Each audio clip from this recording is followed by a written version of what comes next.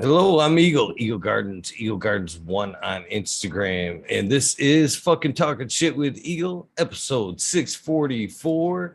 Got a great guest for you, returning guest this evening, Bret Bogue. How you doing, my friend?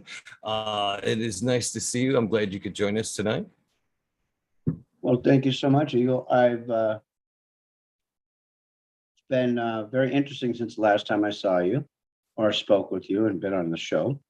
Lots have changed since then, but always being, keeping our head open, our minds open, and just trying to navigate the ever changing, which it is changing all the time, the cannabis industry. So, Well, I'd like to take the time right off the bat to wish you a happy belated birthday. If I remember correctly, your birthday was a little earlier this month. So happy birthday to you, my friend. yes, it was. I reached the plateau of 52, which is, seemingly it's kind of strange when as you get older, it doesn't seem so old, but when you're younger, it just seems so old.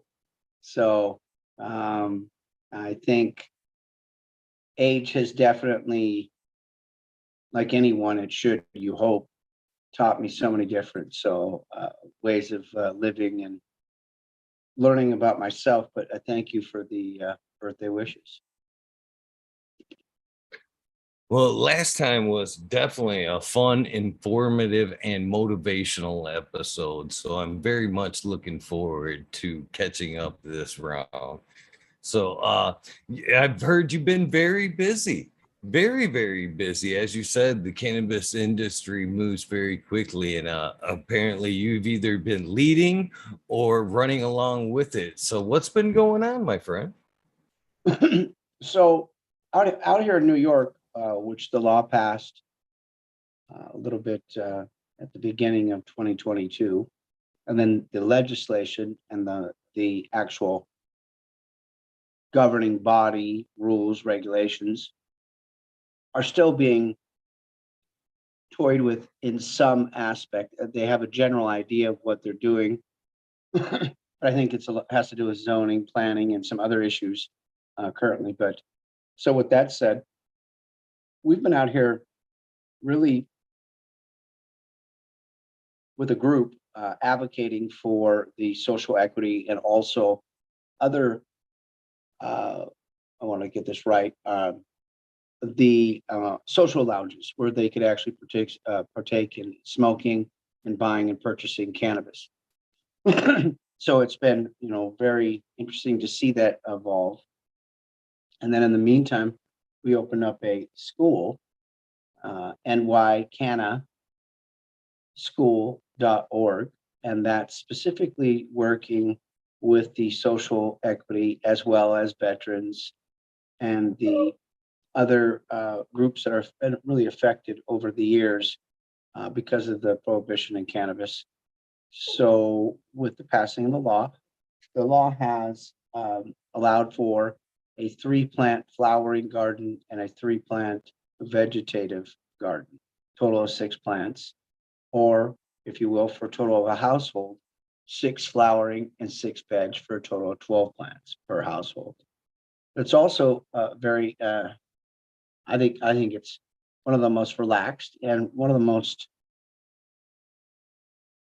I think it's one of the best laws when it comes to personal use. That's up to 5 pounds of cannabis at your house, upwards of 3 ounces on person at any one given time. You could be smoking on the street. Anywhere you can smoke a cigarette on the street, you can smoke cannabis. And as well, you can have up to 28 grams of concentrate on you at any given time. That's a beautiful, beautiful life. I mean, 3 ounces of cannabis and 28 grams of cannabis and 5 pounds of keepsake at home. You can't go wrong. That's a great state to live in. So I'm really stoked and happy to be able to teach people really about that and about how to maximize a personal garden and work on their home garden. So that's kind of what we're doing. That's a pretty fruitful effort, in my opinion, for multiple reasons. I talk all the time that I think that the cultivation side of cannabis is most definitely, I think, the most therapeutical part of cannabis. You know, cannabis itself is a great value of a medicine, but I think the cultivation side of it has just as big of an impact as the plant itself, to be honest with you, as far as a medicine. Yes, I think farming, just like it maybe any other hobby, like or profession that allows you to get out, not only outside, but working with the dirt, the plant itself, another living um, organism, another living, thriving, breathing, really part of our atmosphere, our world. I think it's really important for people to get involved. You know, this last pandemic that we just had, a lot of people, I think, well, a lot of things happen. I think a lot of people realize about being able to work at home, being able to do other uh, alternative jobs that allow you to be more focused on yourself, family, and friends. And then finally, really, it seems people got to a point that they started seeing their time and their energy and how they could use it in a more productive way that helps or benefits them, their lifestyle. Not them, I was going to say themselves, but it's more their lifestyle. So I think that's something that we're going to see even as things start to, instead of having an individual doing working in a restaurant, i.e. back cooking.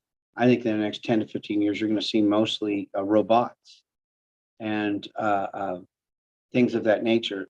It's going to get interesting. And that's what I mean. It's just the changing of the guard, changing of time, changing of the way things are going to happen. So it should be really interesting.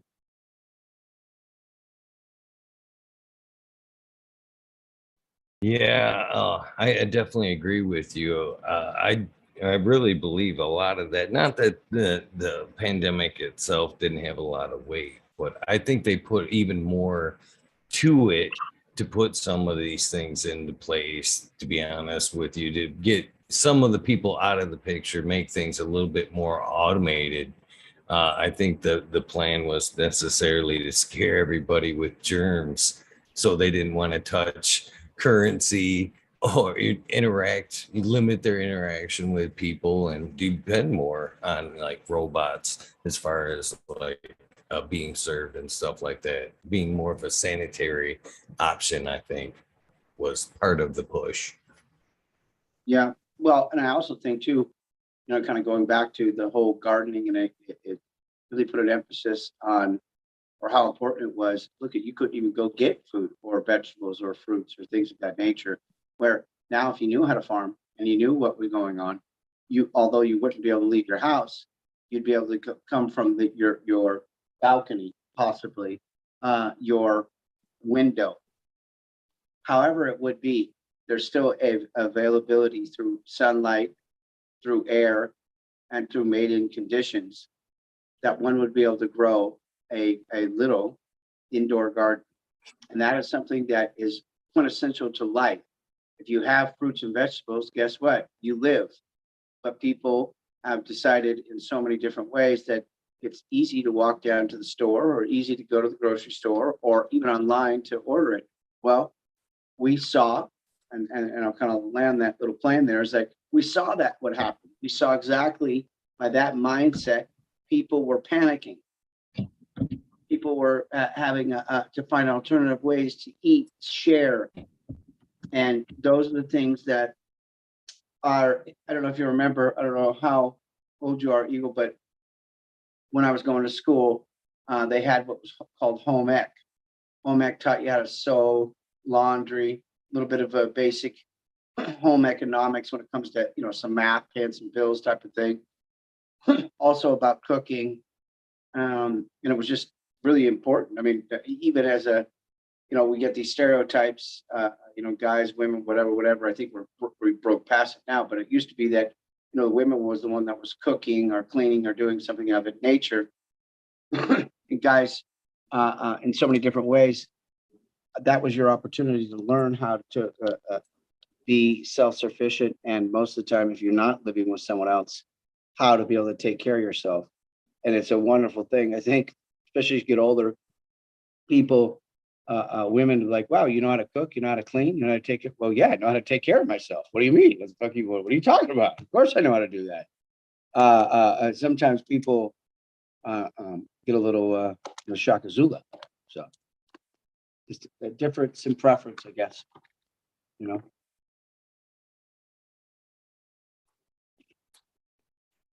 Yeah, that's for sure. At that point during all that, man, I was a little worried there when they actually held back seeds and stuff. You couldn't even buy, that kind of stuff there for a minute through all that. And I was really worried at that point, but we snapped out of things. Humanity snapped out of, I think, pretty well out of that pandemic. I was a little worried, but as we're coming on the downturn, I think we did overall pretty well, as in a nutshell, as a humanity.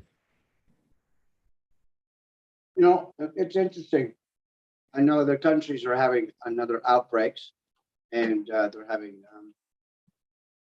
major shutdowns.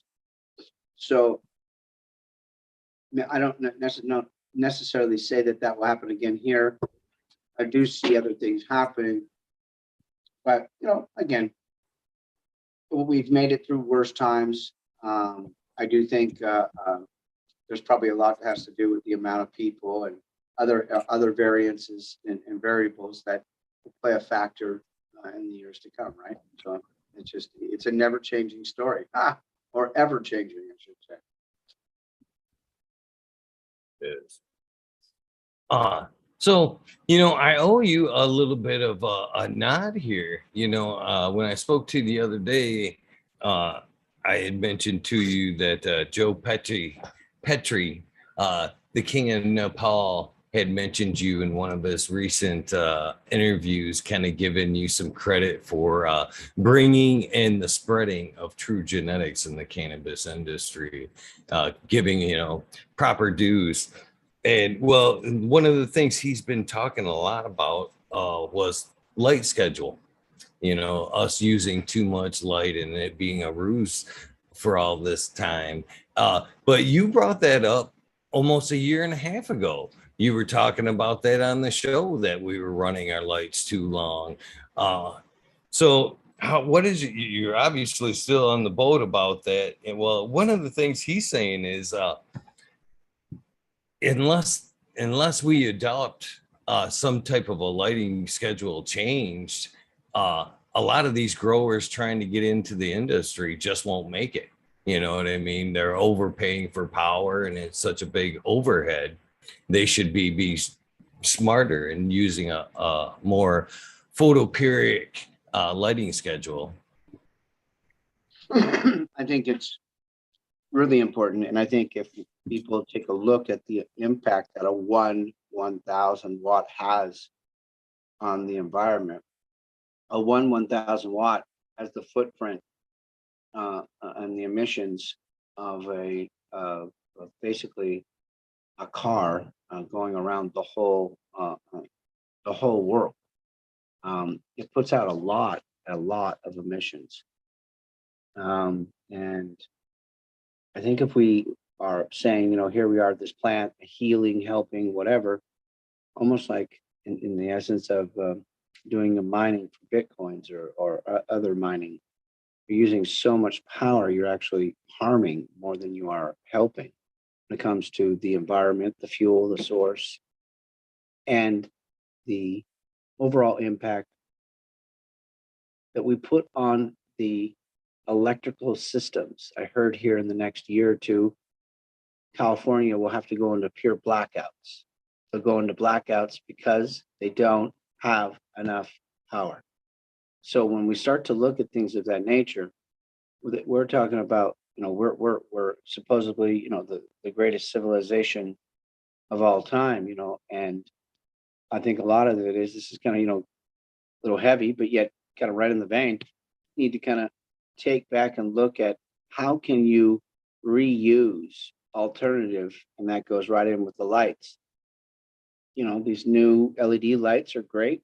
Not all of them are great, but there are some good LED lights. There's also alternative ways to hydrogen fuel, hydrogen power, hydro dams, as well as solars, wind power, and a multitude of other variable sources.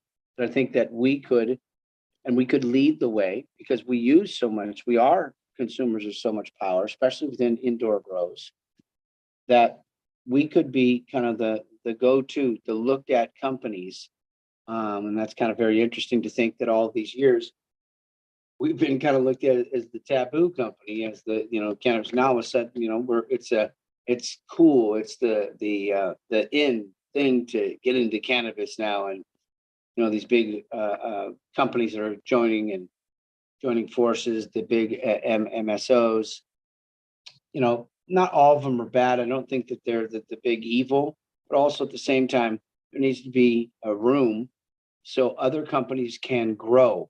I think the biggest thing is when you look at, and that's the cost, the lights and everything, as we're talking about, even that when you make it, the playing field is so difficult and the finances to engage in business are so above the average business holder, the ones that really, frankly, were individuals that started the industry that have been, I hate to say it, in a lot of ways, they've been pushed out because of the high end cost. These MSOs, for an example, here in New York, which I understand, again, to a certain point, business is business, but 25, 30, 40 million dollars for a license, just for the license, that seems a little unfair, to the average person.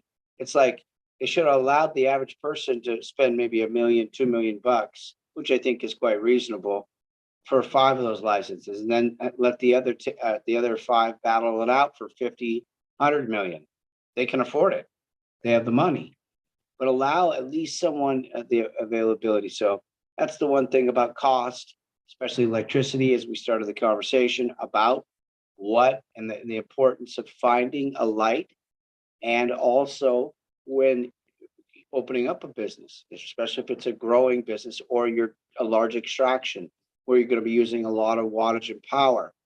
You really want to, before you even purchase that building, look at the county, city, state, country. What are they selling that power to you at? Because it might just cost you right out of doing business before you even open your business, but you never even took a look to find out. Because in some cases, you're talking 20 cents difference in a kilowatt of power. That could make or break a mom and pop company right off the bat. How are you trimming your cannabis? When you get big enough and you're doing a massive grows, it's just almost impossible to do a hand trim to be able to get the product out fast enough to be able to now have a turnaround, because you're paying so much labor and cost. So there's a multitude of factors.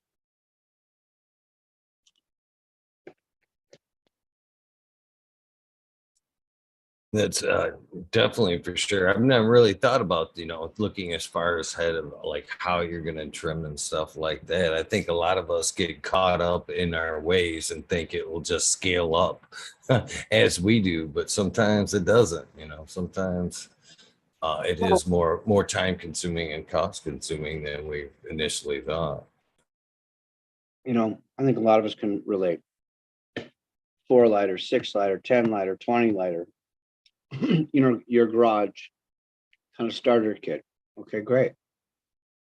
Now, how are you going to ramp that up to where you might have 50, 60, 70, 100 rooms? Each room has 50 lights in it. And then through those 50 lights, you'd have the mother, veg, and clone room. How will you rotate those plants in fast enough to be able to have either a daily, a weekly, or bi-weekly crop? You have enough rooms to be able to do that and rotate it in. At the same time, you want to be able to have those fully automated onto racks and rolling systems that allow from interchanging and interlocking from one room to the other. All set it and forget it, so it's in drips and systems and it's going. Then at the end, you just roll the tray out, actually cut the cannabis off immediately onto rollers and racks that onto another whole rolling system. Well, then the bed rolls out, tilts out and dumps out, and then you go back again. You never really physically have to ever load or do anything because everything's automated.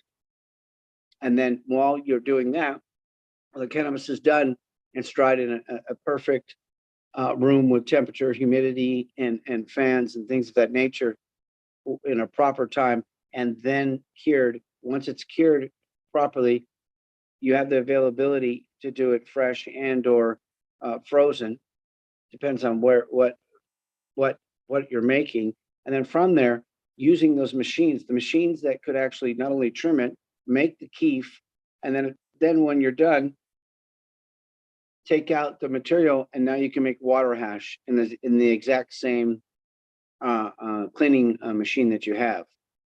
Thus being able to trim 450 pounds a day with 2 people, make 45 pounds of keef, and at the same time being able to, once you're done with that, then turn in and make 40 pounds of water hash. But with 2 people in one day. So that's when you start to look at how you're going to be able to ramp up and trim. So if you're in a market, let's say as New York, that cannabis can go probably for 4,000, let's say a pound. That's one at 450. That's 2. That's 6. That's $1,620,000 a day that it can trim. It also can make almost $500,000 in keef and $500,000 in rosin. So at the end of the day, you're trimming and producing material with 2 people.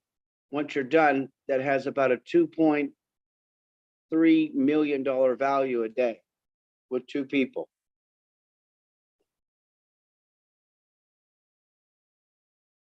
That's pretty impressive. Is that the Resonator machine that you're speaking of?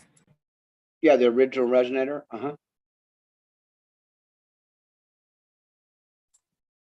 Sounds like a pretty incredible machine, all in all.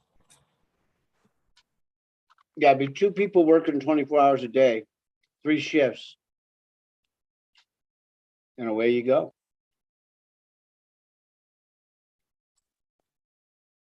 Now, the last time we spoke, you kind of was saying there, once you move up, at some point you do lose a little bit of that craft, and you were saying that came somewhere between the 100 and the 500 light grow there. You still think that's true, or has your opinion changed in the last year and a half? Well, I think what I was referring to, and I've always thought this, is that I have 100,000 square foot grow room. Okay, great.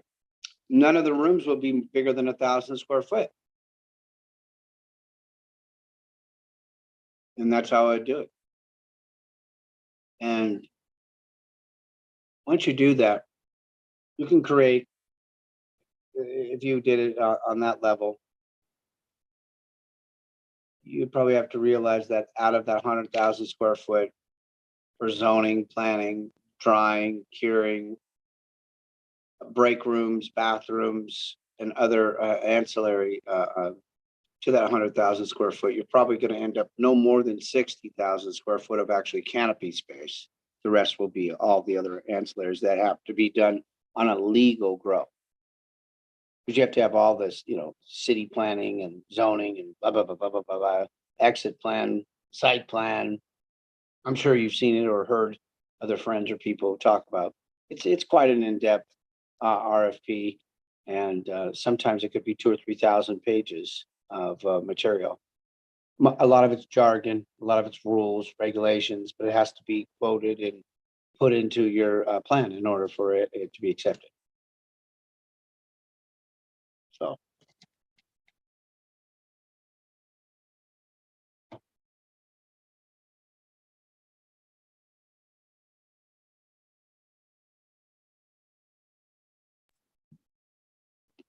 So what made you, other than choose New York instead of Oklahoma? When we last time we talked, both were on the horizon there. What made you choose New York? I mean, the last time we spoke, you were still kind of in limbo in New Orleans, if I remember right. You were still kind of figuring out where you were going to head. Yeah, yeah. I think for me personally, Oklahoma, as much as it was the place for about a year or two, it really got overran by just so many different groups of people and different companies. New York, much more kind of in a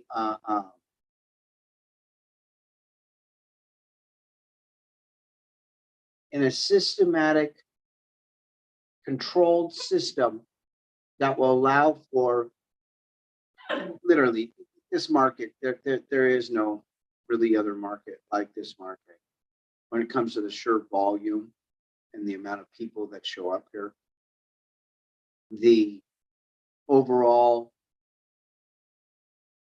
citizen of New York and their thirst for cannabis is just like really, California, a Colorado, maybe a Miami, a Las Vegas. It's insane. And the market for the next minimum 5 years, once it's fully operating, it might take 2 years for it to be fully operating. I think it's going to be the largest market in the world, the most attractive, the most money being made, the most advancement. And then and my game is about a 3 to 5 year run, and put all the pieces together and dump it to one of the MSOs. When I say dump it, really leaving our brand as far as being able to monetize our brand through a licensing once we sell everything. That's our goal. I see that really being the biggest advantage here, being in New York, kind of more than any other place, which is, I think, an obvious. The sheer volume of people and advertising. I just don't see any other place. Of course, when other states, Colorado, Washington, when they became legal and things happened, that was a great opportunity. And of course, the world was like woo woo and cool. But let's be honest, there's about 3, 4 really just tour destinations in Colorado. And if you like to go around with the buffalo and ride a bike or do those things, and you should go to Colorado then. Grab your skis and you have a great time. But you want to get down and party like Rick James and have the greatest time of your life? You're going to show up to New York, yo. Not going to no hillbilly backwards ass Colorado. I'm sorry. That's just, and I love country and I love that shit, but that's just dumb. It's old. It's bye-bye. Get out of here. Who the hell's going to waste their time in Colorado? Nobody. And the only time that you are going to go there is maybe to go to the winter time, and you're going to go to the ski resorts, or you're going to go this summer and you're going to go for a biking, whatever. But other than that, sorry. And it's where the action's at. It's the pulse of our country. New York, LA, Miami, Las Vegas. That's the pulse of our country. Again, those Western states, they led the way when it came to the legalization. And thank you. You set the bar, you put it open, but now you're has-beens. You're done.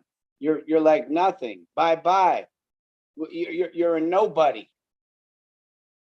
It's real talk. Anyone in the game knows. Colorado's just about a nobody state now. Washington, like a nobody state. Oregon, a nobody state. California, a nobody state. Sorry, nobody's anymore. And the reason that they did is that they all got too cocky. They thought they were someone. At the end of the day, they became a nobody. And now their businesses are failing. 90% of the businesses are failing in those 4 states. 90%. but they were the ones, and they were the cocky ones, and they wanted to run around like they were somebody. Now they're nobodies. That's what happens when you get too cocky. And then the reality of the world, because you ain't the champ. You can't be the champ for 24/7. And you got to remember to be humble while you're the champ. Because if not, someone's going to beat your ass and then you're going to look stupid. So it's learning to be respectful. It's learning to be real of the real expectations of real business. For so long and so much, cannabis was taboo for the real world. Cannabis was taboo for a suit and tie. Cannabis was because I could go to jail. Where the other guys that would say, well, I don't care if I go to jail. Those are the people that were leading the way.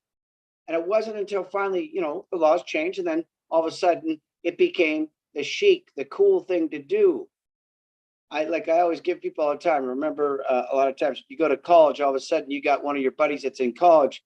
You're pounding the pavement, getting your school books and everything's great. And you puff a little bit. You might take a little bit of ecstasy. You might do a little blow. You might even drink, but great. But you're on a straight and narrow to get your degree, to get your job, to get the married, the white picket fence, live that dream. Okay, great. But all along, Susie or Jimmy over there that was selling and it was being a rock star and ended up becoming like Rick James was selling and being a happy guy and making money and doing the fame and the game. And you're always kind of a little jealous, always a little bummed out. And now all of a sudden, because the wife was on you too, but pounding out, you can't do it. Don't do it, Jimmy. Don't do it. You're gonna ruin our house, Jimmy.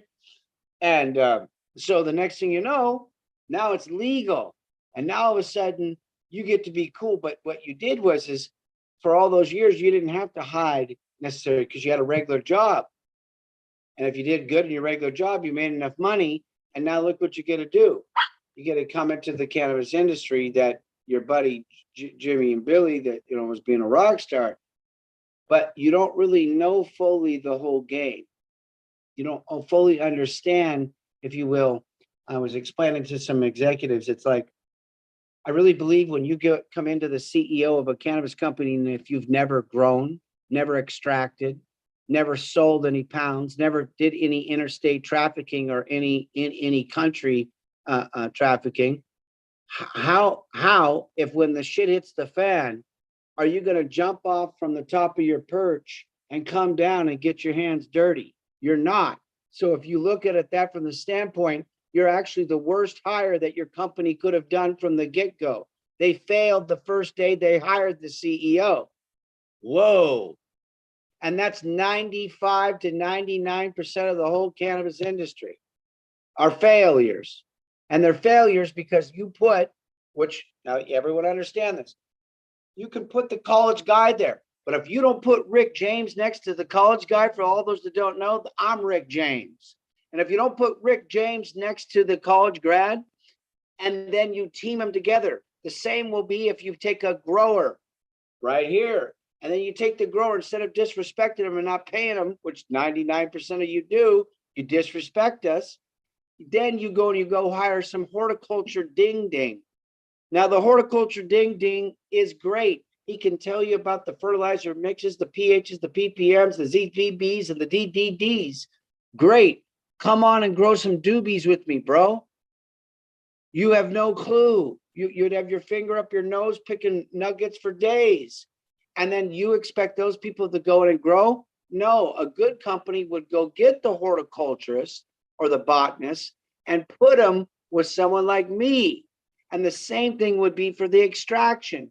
You'd go get a compound scientist. They would come in. He knows all the fractionals, defractionals, and then you put them with me, Breaking Bad. And me, and then the guy, we make the yummy. But you got to learn to understand, because that teaches all of your executives and as well the other people how they both have to mesh together. That's the failure of the industry today.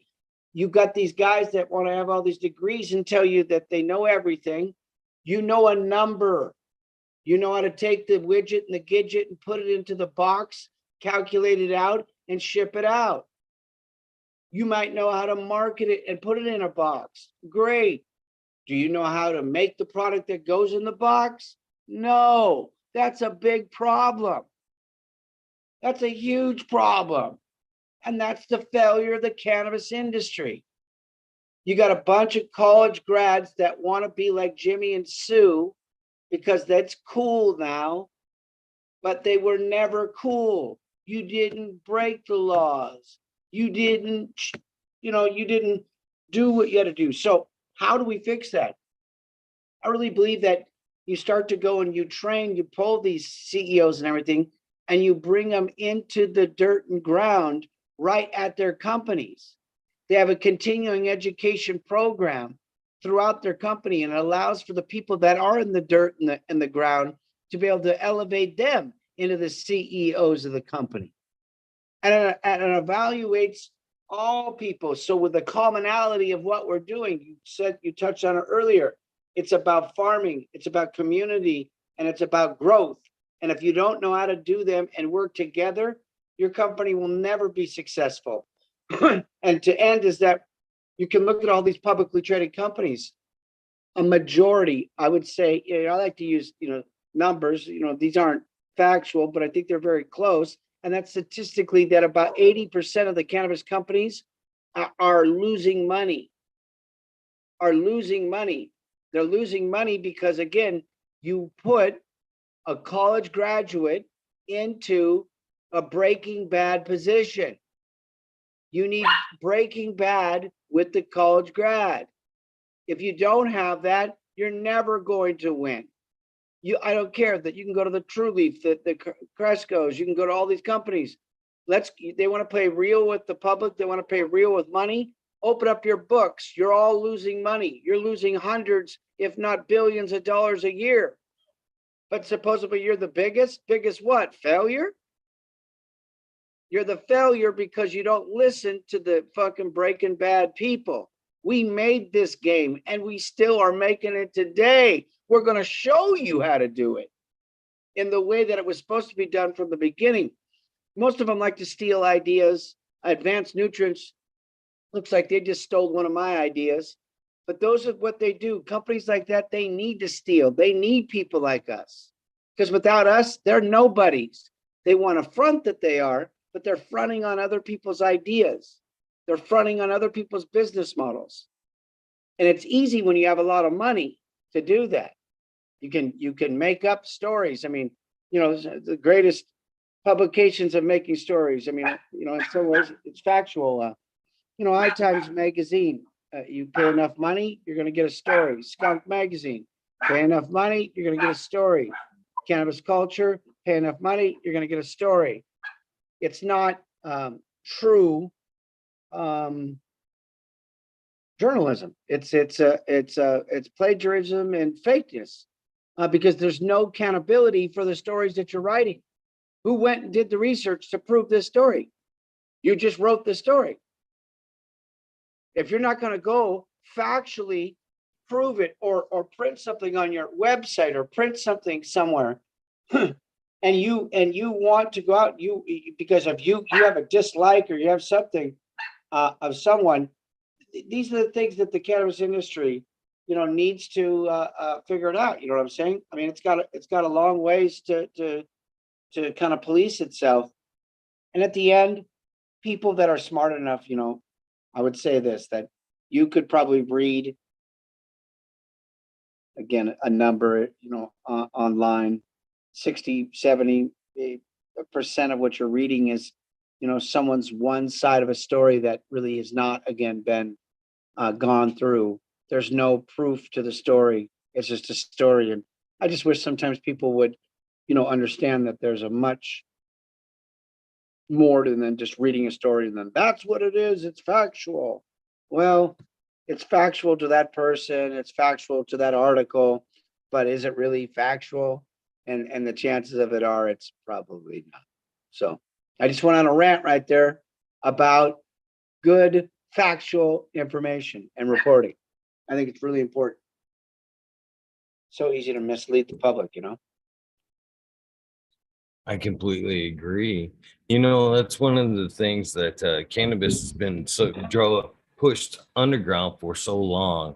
It's nice that people like yourself, uh, Mr. Petrie, that people that were there that were helped push this industry to where it is now are able to actually come out and on the record set a lot of this stuff straight, you know, because I think we've been misled in a lot of different ways, uh, where things have came from, you know, and like you said, some stories have been told and not kind of necessarily been looked into or rebutted.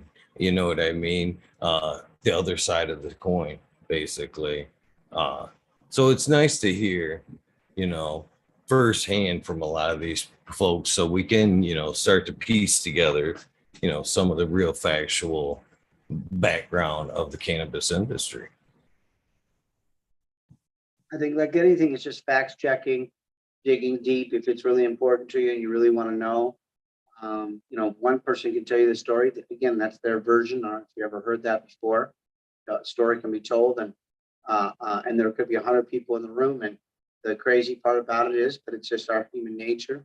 You might get 100 versions of that story, but one person told the group of 100 people. But the 100 people told almost a similar, but yet a different version. That's the way we do it. We have a way of being able to talk to people. We have a way of communicating to people. All of us do. And when we hear a story, depending on how you are, or how you talk, or how you express yourself, that then could be a whole nother. Like I could get really excited and tell a story, and then like, oh my God, it was unbelievable. There was a warfare, and people were out. It was, you should have seen it. It was just crazy. All because I got excited, was just telling a story and being animated. But that other person now took it that there was a whole war going on. You know, it's amazing how we as people, we interpret one's facial expressions, hand expressions, or just overall expression of us speaking. I tend to watch a lot of people, even if I'm maybe not even in their conversation, I could be, you know, over here, but I'm watching people because it seems to me within their hands and their actions and their facial expressions, you really could, I think I do personally, I seem to be able to, you know, make someone up understanding, you know, what's going on, or if I needed to, or I was thinking that I want to, I get a vibe from people from those type of movements or that type of communication. And it's unique because I think it says a lot about people, and especially the individual, when they're doing said movements, facial, hands, talking, gestures. Um, it just, I don't know, maybe that might be a little bit too much, but it definitely is very unique when dealing or meeting with people to try to figure out how to approach them. You know, I think everyone, sometimes you get into a certain group or a certain way. Um, Maybe it's a little uncomfortable suit and tie type of environment, let's say, and you're coming more from a just casual, you coming into there feeling how these people might accept or talk to you. So all learning process, right? All learning process. It is. It is always a learning process. Body language does say a lot about people. I think a lot of times people discredit that their actions, like it doesn't matter, but there is a people's actions do say a lot about them as they're speaking, uh, for sure. Right. So another thing, it's nice to see that again, you walk it like you talk it. You know, the last time you were here, you were saying the same kind of thing there. That if you wanted to be successful in this industry, you had to basically get in, get the fuck out. That was your advice, and it sounds like you're following your own plan there to, you know, kind of get something going and kind of get out. Uh, Basically, you were again one of the, I don't, myself included, I'd never really thought about it until we had spoke, and you kind of spoke of, you know, hey, things might be good, might be great now, but there is federal legalization still looming above us that may reset us all. You know what I mean? We may be all cool now, but we may all have to reset when federal legalization comes through.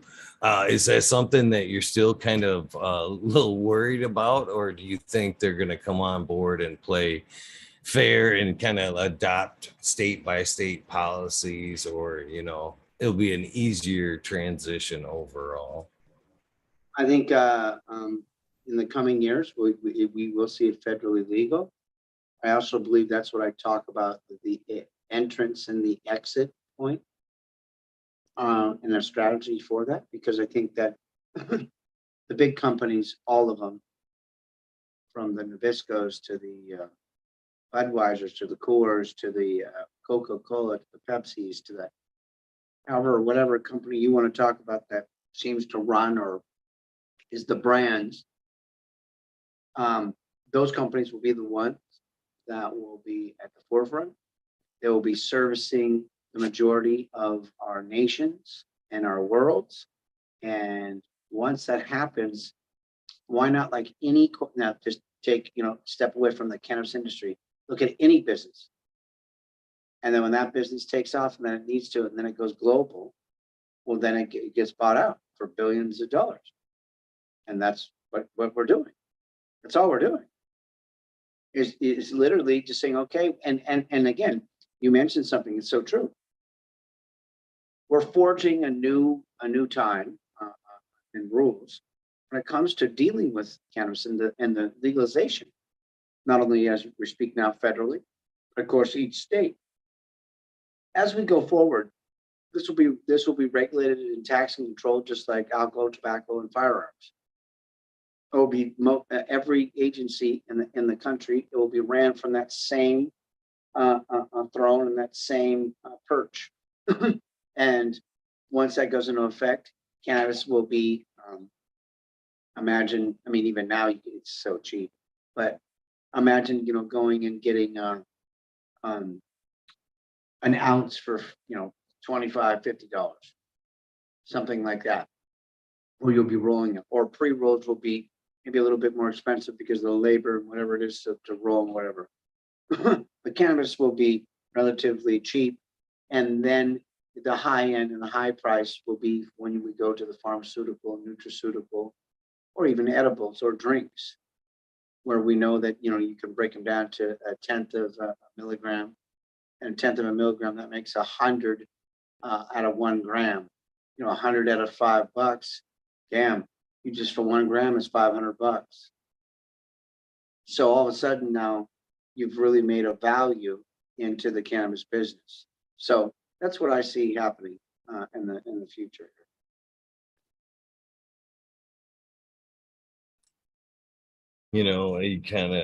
I wish the medical aspect of cannabis would have made it coast to coast before the recreational aspect of cannabis hits. To be honest with you, I think that's going to rob a lot of folks of what we started here with, the power of the cultivation side of things. I think once it goes to that route, we're all going to kind of be begging to grow, or I don't think a lot of us at that point will give it up. I think we'll be back to being outlaws, but it will definitely be something on their agenda to take away. I like to think of it as the availability of not only government, but the powers that are be to do reverse psychology on societies. Again, it's, your listeners know, but you start off as this subject, this matter, this medicine, and that's exactly what it was. And it was used in a multitude of different layers, but up until that point, 30s, was a medicine. It was prescribed through doctors, medicines. Some of the leading pharmaceutical companies had patents. So kings and queens, through their doctors, used it. We know. So it's not like it wasn't. And then all of a sudden, of course, then it's made illegal. A lot like when you could look at how alcohol and prohibition ended. Once it ended, there became then this fine line of individuals that were already doing it illegally that then started their legal companies. Go figure. That's what we're doing here in cannabis with a lot of us. Where I go and what I'm saying is that they have an availability to almost come at us at a multitude of levels. I think the reality of it is that, hey, you guys, a lot of you guys, what it would be is this, we know where we are. So, hey, you hippies, you kind of stoner, you weed smoking guys, you want your thing for medicine. Okay, cool. We'll go ahead and let you have it for medicine. So, but once the medicine happened and that all went into play, once that hit, it was like, wait a minute, you open the door. Once you open the door, now you open the door to moms and dads, grandmas and grandpas, and then your loved ones. And that was then the hey, you got to let them have that. Then I remember in the 1996, 98, 99, 2000, them saying, watch, this was just their way to break the door open. We broke the door open. Now we have recreational cannabis. So as we're breaking the door open, you got everyone every time. Now listen to this one. Isn't that what the people wanted? Well, hey, now not so many people are getting arrested. Okay. Oh, well, hey, now all of a sudden you can go and you can go down the store, you can get your cannabis, great. But hey, guess what? Well, we were all saying, hey, and it was all cool and everything was great. Look what the pharmaceutical company did. Look at what the treatment programs did.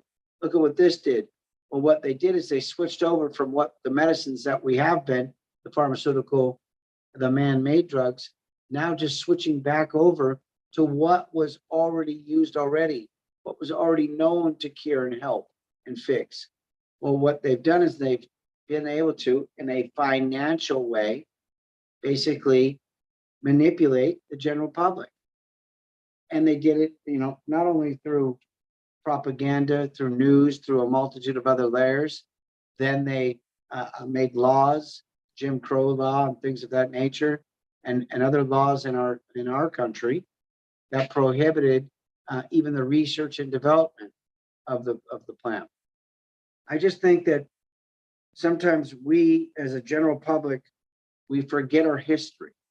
We forget what had already happened, and then we are shocked as to what is happening when it already happened. It already was in front of you. It's like, well, we got to do some more research on cannabis. What research did you want to do? Because in the 1944, we knew it helped epilepsies and seizures. Prior to any, in the 1930s, up until the 1937, it was prescribed, it was put in every doctor's bag. Lilly, Pfizer, American, Johnson & Johnson all had patents on tinctures, elixirs. They mixed it with heroin. They mixed it with opium. They mixed it with, well, heroin, opium. They mixed it with cocoa, cocaine, and THC. So again, it's like we're supposed to, like, all of a sudden we've cracked a new code. No, we've had the code since the 1800s when it comes to with O'Shaughnessy's and other written publications that have talked about cannabis since the 1860s, the 1870s, and its medical benefits, and they called it the Indian hemp. But anyways, there's just so much information that sometimes I think gets just pushed under the rug. Like, all of a sudden we have found so much new information. It's mind-boggling. What, that you pulled your head out of your ass and that you actually did some research to know that it's been there for almost 200 years? But okay, that's great. Thank you so much. It's kind of funny to me. I mean, I think it's almost laughable at a certain point.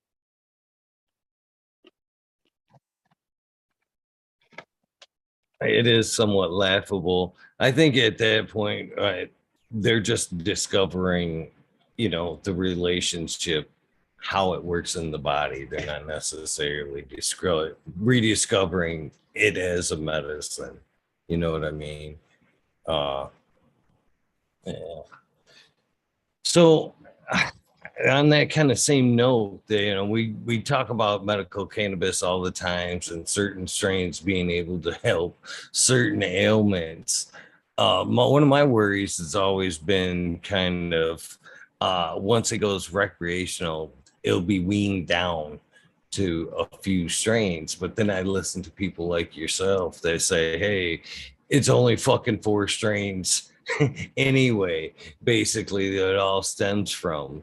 You know what I mean? So is there such a thing as individual strains? How do you feel about the breeding of cannabis? And will it slim down with legalization? Do you think the Budweisers and that will no longer try to breed out? They'll just concentrate on a few. I think that there's always going to be like a taste, a palate, like fine wine when it comes to individuals, medically, recreational. So I do think that the continuing breeding of genetics will always happen. But I also believe, as you said, that really the core about the genetics, it's 5 genetics that really seem to be the staple of what's going on today. I've heard the rumblings of a lot of different people wanting to bring out a lot of the older genetics and starting to bring back a lot of the land races and things of that nature. So that could be really kind of a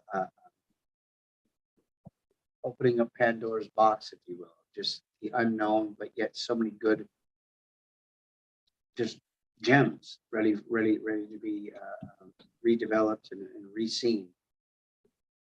And finally, I think that in the coming years, you're going to see a lot of growing.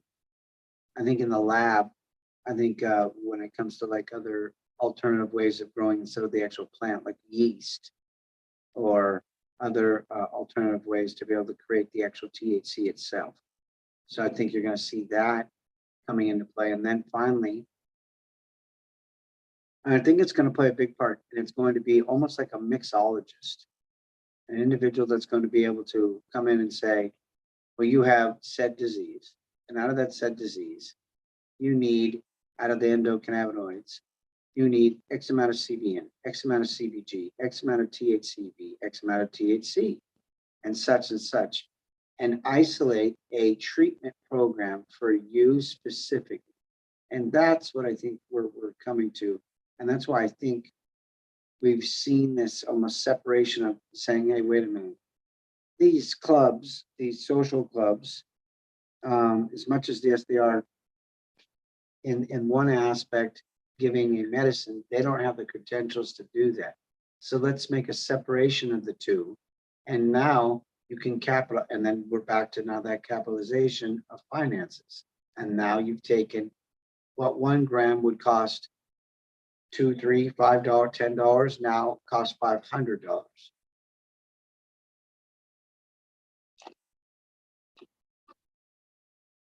I mean, what does that do? I think it makes 1 pound like worth $250,000.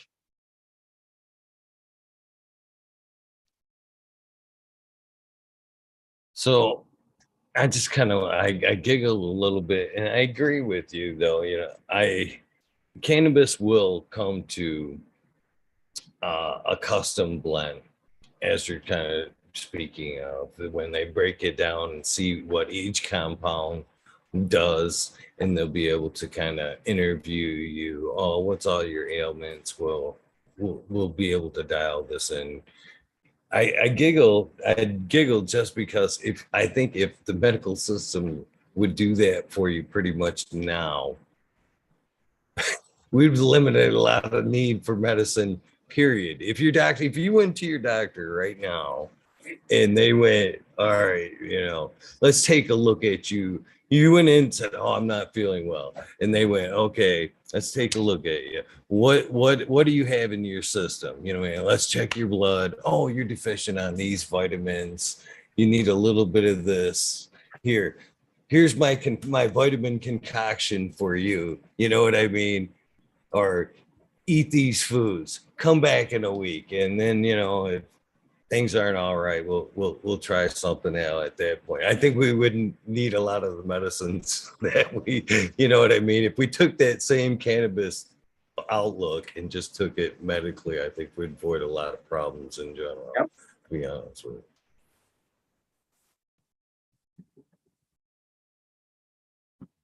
I agree.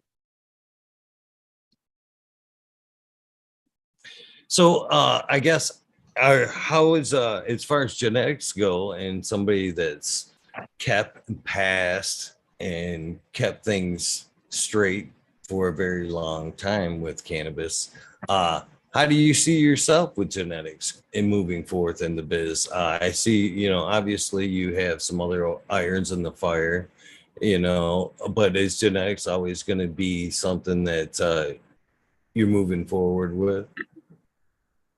Yes, it will be. And I think that's the one thing that we have been the most consistent at over the years is staying the growing, staying with the genetics. And once we have established our business here in New York, we're hoping, as I said, to eventually break off into a licensing company where Apothecary just does licensing now with the genetics. And this will be in the next 3 to 5 years, where now the brand itself, Apothecary, and the genetics are just placed now into said establishment, like a Coca-Cola or Pepsi at AM PM or 7-Eleven. That's how we like to be able to be that same way. And just have our genetics sold through a licensing fee.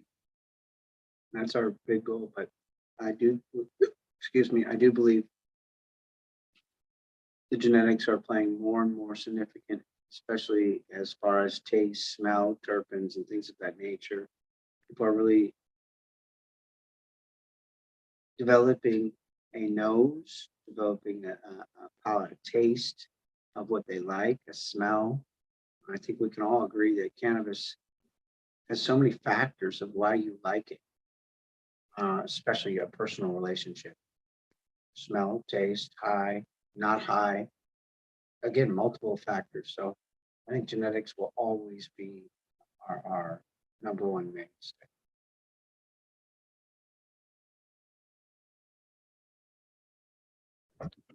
That's awesome. One thing that you kind of mentioned earlier was like producing THC from weeds and stuff like that. Uh, is I think that's part of the you kind of mentioned to where we will be able to break it down into individual uh, elements there, but I don't think that that's the whole thing. To be honest with you, I think medically, I think we're losing a lot of what cannabis has to offer as we THC just becomes the main concern. To be honest with you, I think that's I think, where. yep. Uh-huh. That's, I think I've seen that in the last few years is one of the big, is it a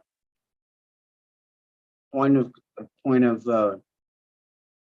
people really like hitting home to be like, hey, it's not all about the THC. A lot of the times it's more about the entourage and the multitude of other endocannabinoids that are in the actual terpenes, CBN, CBGs, CBCs, THCVs, TCAs, and again, so many different variables to those combinations. And I think each, in a very unique way, has something to benefit or something to offer each person because we have a different makeup. Some are similar, of course, but we are our individual in that kind of a thread. We stand alone. And I think cannabis has a way to be able to match that relationship and help you, especially if done right, not abusing it, right? So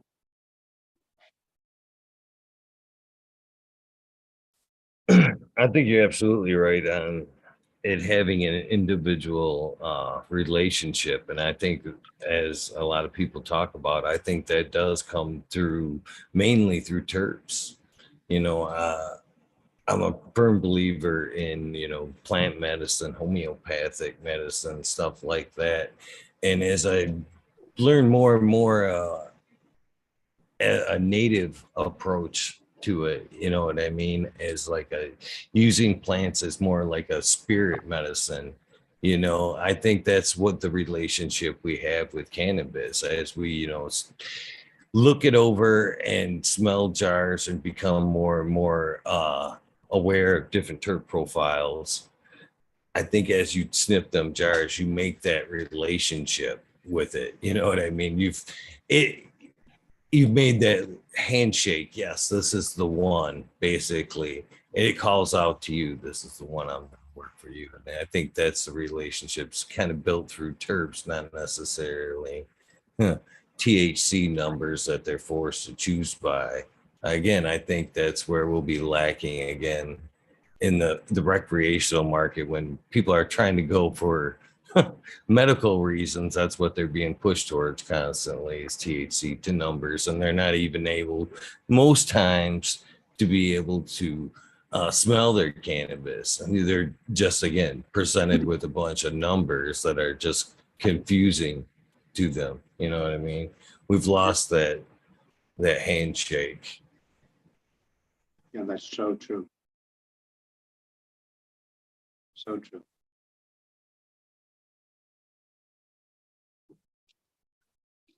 So, do you have anything new, or what are you having to offer on your website as far as genetics go? In the coming months, we'll be doing a lot of breeding here in New York. But we'll probably get started here probably by October, I think. Then our first genetics they'll be F1s, and they will come out probably by the new year of 2023.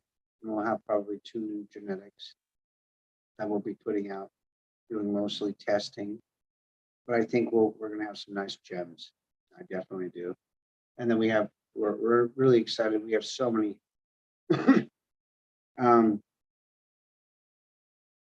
We're working with a group that has upwards of 2,000 genetics under their catalog, and a lot of old school land races and things of that nature. So we're really excited about kind of cracking on the egg, if you will.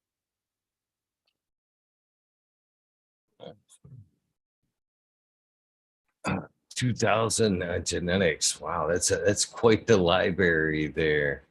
Uh, did you ever think you'd be there from, where you started, the few strains that you started with back in the day? Did you think that we'd be coming towards a day where you'd be working with 2000 different cultivars? I can't say that I ever thought that even be possible. I think it's going to be really unique. I think to be able to select that, you could take 5 lifetimes to go through that stuff. So, but it will be unique.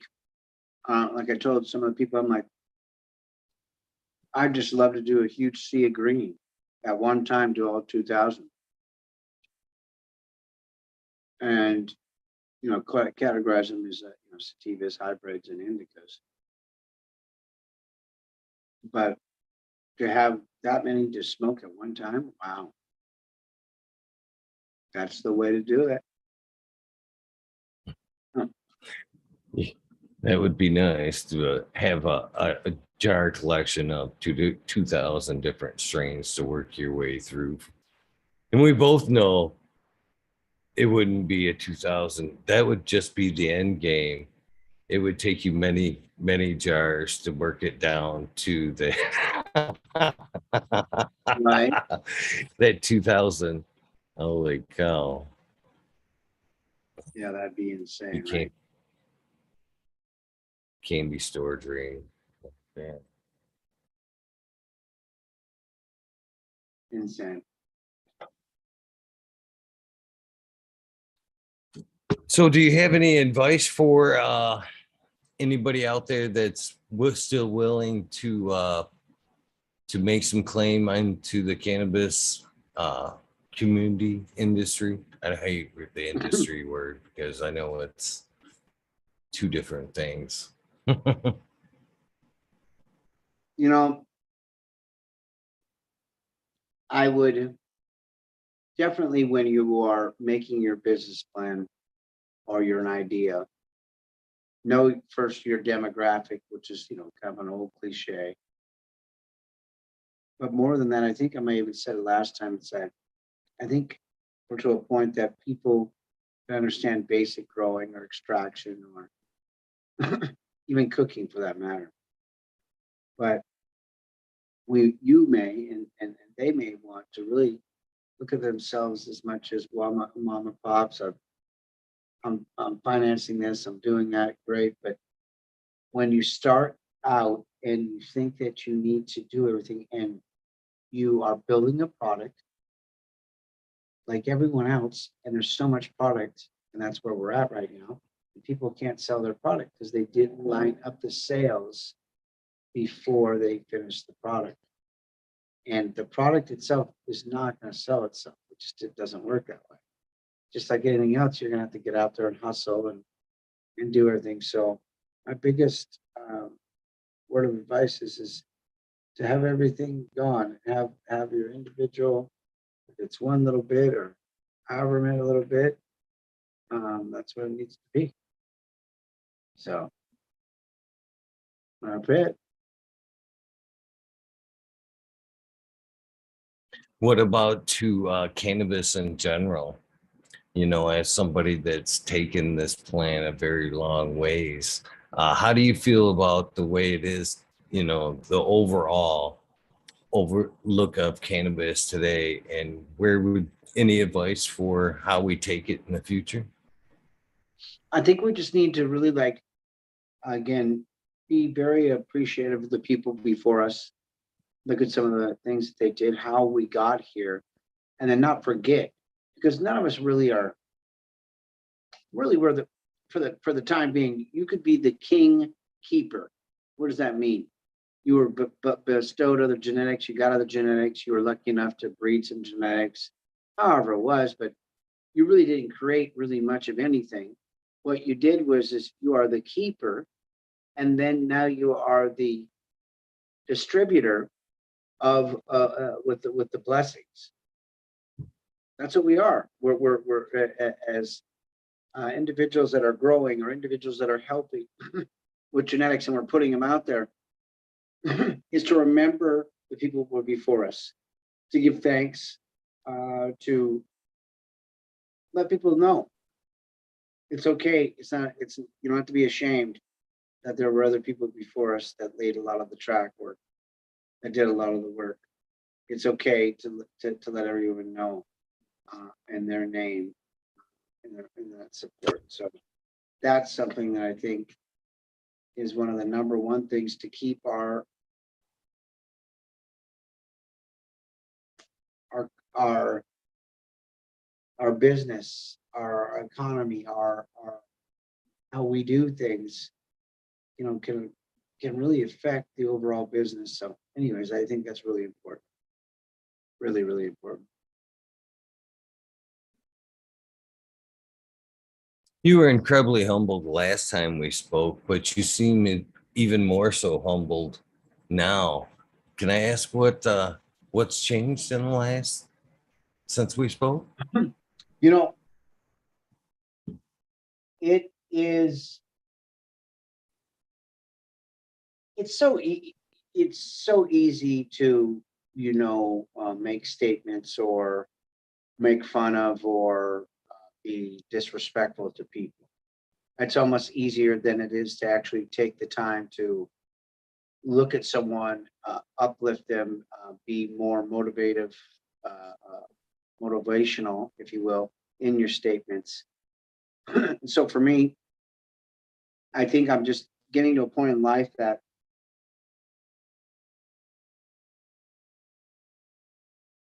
think about kind of what I'm saying, how I'm saying it, who I'm saying it to, the volume that I'm saying it in. Sometimes it doesn't have to be a disrespectful or yelled or belittling other people. So I'm trying to find ways that I can use my voice or my platform to try to find the positive.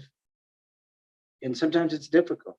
And, I'm not trying to say I've, Gandhi or something over here, because that's not true either. But it's really finding that ability to understand that if it's really out of my control, it's really out of my wheelhouse, it's out of my zone. How much do I really commit to that, as far as anger, hostility, or even a care into that situation? I think a lot of people can relate to this. All of a sudden, you could be on Instagram, you could be on Facebook, you could be on TV, and then an article or a news report comes out, and it's very just so much drama, but you get sucked into it, and then all of a sudden you make a comment, right?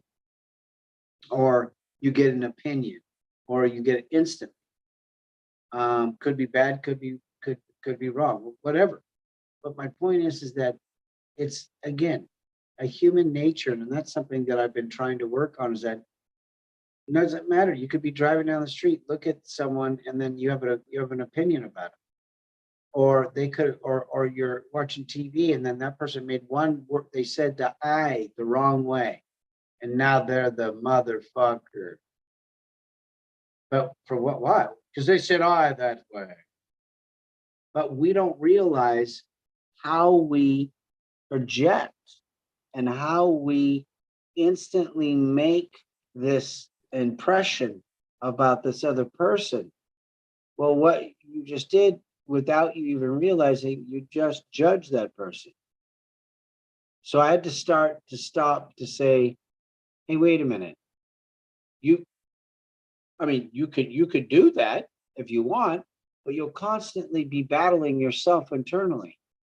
Because what you've done is you've set up, for some reason, am I better? Am I bigger? Do I do it better? Do I do it? Oh, they do it wrong? Well, look how stupid they are. Look at how dumb they are. Look at what they do. So you're self-justifying it in yourself, and you're doing internally, and by that internally, you're judging and you're passing judgment on other people. And I think every last human being is guilty of it hundreds of times a day. And we don't take the time to stop and analyze ourselves from the inability, the lack of self-confidence, the inability to make you accountable for your own actions, internal actions. Again, most of them are internal, because if they were external, shit, people would probably be killing people it'd be just, people would be dying everywhere. So, and we don't do that. So that's what I've been finding. I've been finding a way to be able to release my inner ego, my inner insecurities, and try to find a way to uplift the other person, to make them feel better. The end is that it's so much better to have people around you that are happy and want to see. That might be it, as well as that, surrounding yourself with people that have that same type of mentality, that they're not there necessarily to try to take from you, but they're there to gain, and you are as well, from each other. So I just focus a lot on that. Again, a few weeks ago, I got a little shouting match on Facebook with some people from Skunk Magazine, and in so many ways, I would have been nice to have been able to just be more appropriate with the way that I addressed the situation. And again, just like everyone else, I'm human, and I let my emotions override my, behind. And at the end of the day, I had to look at it as how I was speaking to a female. And then, you know, realizing that, well, wow, you know, Bret, you've got 3 daughters and, you know, significant others in your life that are women. And, you know, why would you feel it was okay to talk to someone that way? You know, and then it's, again, somehow thinking that I'm bigger or better, or I've done this or I haven't done whatever it is. And then you're realizing that there's no need to do that. I didn't accomplish anything. Really, if anything, I made maybe other women look at me like, damn, that guy's got an anger problem, you know? And so hindsight is always really easy to kind of, what if I've, or what if I didn't, or what if I should have, or whatever. But the reality of it is taking responsibility for it, and how about just don't do it? So that's kind of my model, man. I've been just really trying to work with that. You know, and I see that, to be honest with you, and that's that's why I mentioned it, because the last time we spoke, you know, anything that was counterpoint, you know what I mean, that you spoke of, you always stopped and said something nice about, you know, whoever you were speaking of, you know, to keep it on a positive level, and to wish the best for them. And again, you know, even if you had something to say, you still wish them the best. And it seemed like even you've came 100, you know, a mile away from the last gentleman I talked to, you know, as far as being more humble. You can see it. You can see you've came a long way, my friend. And it's very respectable. You know, my hat's off to you. I hope I can have that outlook, to be honest with you, very much sometime soon. You know, life teaches us new moments every day. And I greatly respect your outlook. It really does. And it's like, listen, it's a work in progress every single day. I think you and anyone go through our daily routines, we go through our lives, ups and downs. It really is depending on how one takes those circumstances, good or bad, and then applies them to their lives without affecting not only one's life, but the people around you. Because those people are the ones that are going to be with you and living with you. And if you're in a position, a mindset that is not only negative, but is constantly looking for this failure and never looking at yourself as someone that can succeed, or be with groups of people that succeed, it's very hard to find peace with that. And so that's something, again, that constantly telling yourself that you are the beginning and end. What it does is it starts with you and ends with you. Your choice is that, hey, well, I don't like it. Well, you don't like it? Well, then when are you going to change it so that you like it? You're setting the tone already by your choice and your actions. You put that into action. I don't like it. So what don't you like about it? I don't like the sound. Get away from the sound. You are now the problem. But instead of you addressing the problem, you continue to make the problem worse. So from the beginning, you had the choice. You chose to be the problem. But you wouldn't have looked at it that way. You would have just continued to be angry and not fix your problem. But yet, how simple is that? But how difficult you watch. Just sit around and watch people. Watch them. They'll fucking mind humping the side of their head, yo. And you're like, what the fuck are you doing? But yet, you and me are those same people and have done the exact same thing. But it was about how many more times do I want to keep on banging my head on that concrete when it was me that was doing it the whole time. All what I had to do was finally admit that I was cheating myself, or I wasn't fully accepting responsibility, and to move forward to gain that knowledge is to look in the mirror and tell me that I was the one that failed. See, it's very difficult. It's almost impossible for most of us to look in the mirror and go, bro, you fucked up. You fucked up. So what are you going to do about it? Well, Susie, because Susie stepped in my way, I had to knock her over. Well, no, you were probably in a rush and you were going so fast, you didn't have time to slow down. So really, Susie, yes, was at the wrong place at the wrong time, but you aren't accepting any of the responsibility of how Susie went down. You're only blaming Susie because Susie was at the wrong place at the wrong time. Did you ever stop to wonder why you were going so fast, and that if you were going the regular speed, you would have never fucked up Susie? But it's all Susie's fault, right? So it's those type of things that we don't really fully grasp, that we have to take that responsibility. And again, it's not like I've got the winning answer and do this all the time, because I don't. That'd be a lie. But what I do try to do is to make attempts, do the best I can, that when I see myself go too far, or I'm going down a road of a place of almost misery, of being disrespectful, dishonorable, or somehow making myself bigger when I'm just the same as everyone else, right? I just might do it in such a way that you have you inspire, or I inspire you, or that uplifts you. Great. I'm no different than anyone else. I just maybe have found a better way or better way for me, but a better way that you might go, fuck, I like that. I'm gonna try that. Okay. Doesn't mean it's the right answer though, right?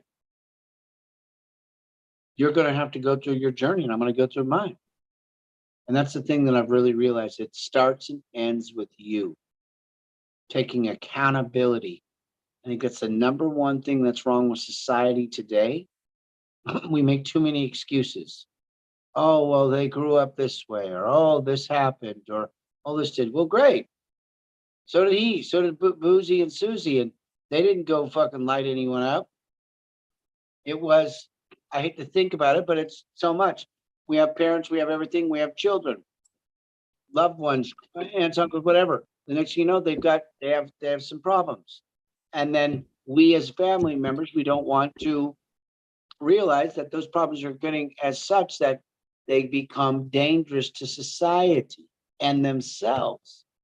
But because we love them so much, and because it couldn't be our relative, it couldn't be our mom, dad, brother, sister, aunt, uncle, whatever. It would never do that. And the next thing you know, and I only bring this up because it's kind of ties in, but it's something, it has to do with guns.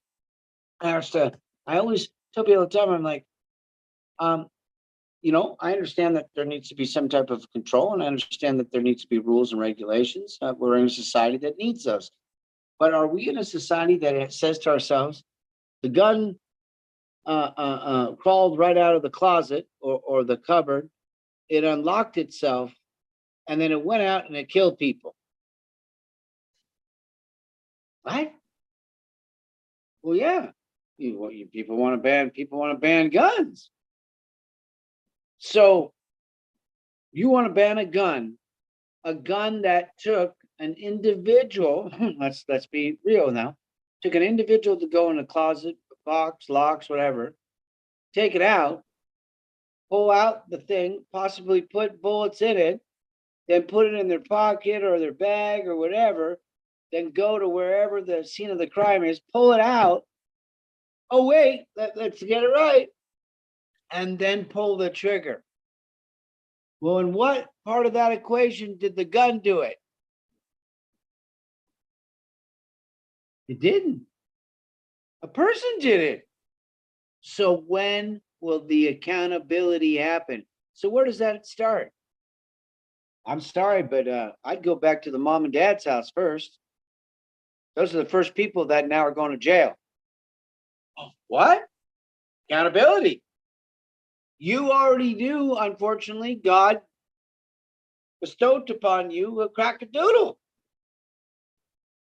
Motherfuckers crack-a-doodle. And you didn't want to put crack-a-doodle where crack-a-doodle belongs, in crack-a-doodle house. So since you didn't want to do that because, oh, well, then my loved one, well, motherfucker, your loved one just fucking killed 40 people, motherfucker. And you don't think those people are accountable for that? I think those are the main characters of it. You bred that. You allowed that person to go further into their and then you had guns somewhere around somewhere. So you provided them the weapons, in essence. And then the dude went out and the chick went out and blasted motherfucking hole in people's heads. I don't know why shit happens. Is everyone on drugs? Is our country on drugs? Are they on drugs? What do you mean you don't know what happened? You got fucking people that aren't taking responsibility, not only for their own families, but then all of a sudden now people are killing other families and you don't want to go. I mean, it'd be the first thing. If your kid did that, you should go up and you'd say, hey, I want you to kill me and my wife. It's the best thing I can do for you because we failed. We failed. Because no one can tell me that you didn't know the signs that your kid, your child, whoever it was already a loose cannon. That's called accountability. And there's no accountability. I'm done. But that's what I'm saying, yo. When will the motherfuckers be accountable for their bullshit? Society has to be accountable. And just think about how many mom and dads, boy, let me tell you what, you motherfuckers, I got lots of kids. I got 7 grandkids. Motherfuckers, you'll be responsible for those little motherfuckers now, because if I had to come kill you because you weren't fucking being a good motherfucker to go, hey, God gave me a whack-a-doodle. We need to put the whack-a-doodle down. We got to do something with whack-a-doodle. Because whack-a-doodle's going to fucking kill someone. And before a fucking whack-a-doodle kills someone, and fuck, then a motherfucker like Bret Bogue come over and want to pop, kill me. Fuck, we better do something with whack-a-doodle. That's what I'd say. But anyways, I don't want to go digress from my Zen motion there, but I'm just saying there's got to be a place, man. Accountability.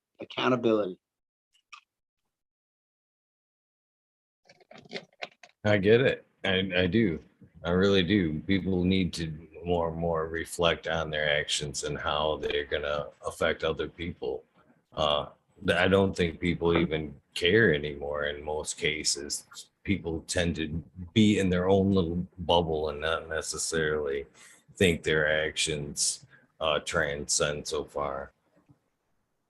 There's just so many people in the world now, and it's like a ripple effect in the water.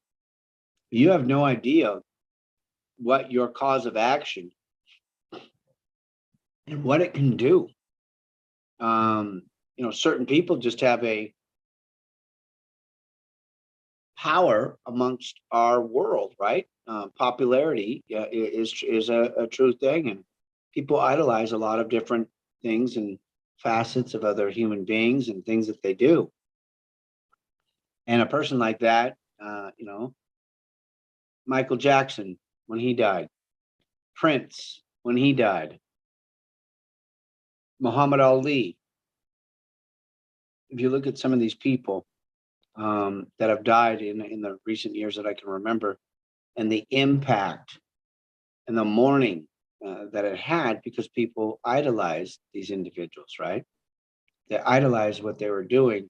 In some cases, inspirational. In some cases, infatuation. But whatever it was, that's the human nature again of wanting something that's beyond what they are, out of their control, a lifestyle that they possibly dream of, when the reality of it is the greatest life that you have is the morning that you woke up.